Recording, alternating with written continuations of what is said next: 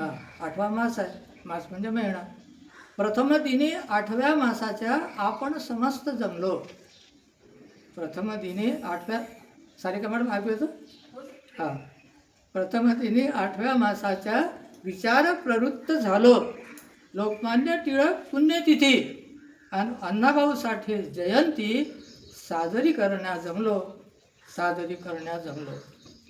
भावपुष्पे वाहुनी त्यांना, भावपुष्पे वाहुनी त्यांना त्यांच्या कर्तृत्वाची, त्यांच्यापासून स्फूर्ती घेऊन, या दोघांच्याही पासून त्यांच्यापासून स्फूर्ती घेऊन वाट चालण्या यशपूर्तीची, वाट चालण्या यशपूर्तीची. स्वतःसाठी जगता जगता, ते स्वतःसाठी तर जगलेच, त्यांचा व्यवसाय तर होताच, पण स्वतःसाठी जगता जगता इतरांनाही जगविले. पारतंत्र्याच्या शृंखला तोडण्या भारतीयांना प्रवृत्त केले, भारतीयांना प्रवृत्त केले.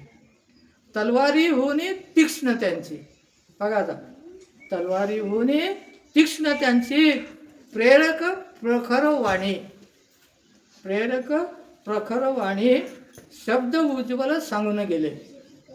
त्यांचे शब्द उज्ज्वल सांगून गेले.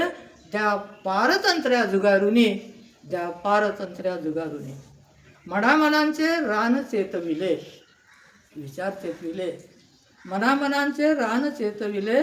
जाळण्या अत्याचारा स्वातंत्र्य अमुचा जन्मसिद्ध हक्क हो, स्वातंत्र्य अमुचा जन्मसिद्ध हक्क हो. पळवा गुलामी अंधकारा, पळवा गुलामी अंधकारा.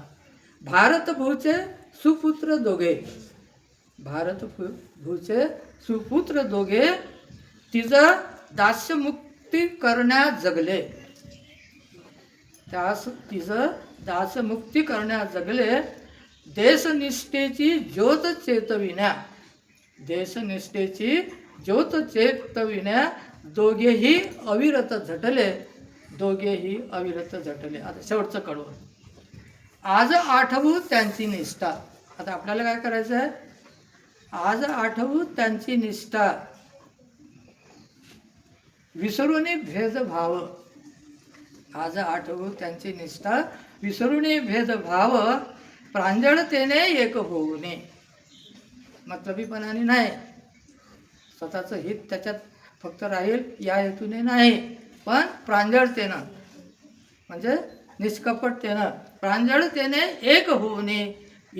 उज्ज्वल करू भारतभूचे नाव, उज्ज्वल करू भारतभूचे नाव, उज्ज्वल करू भारत.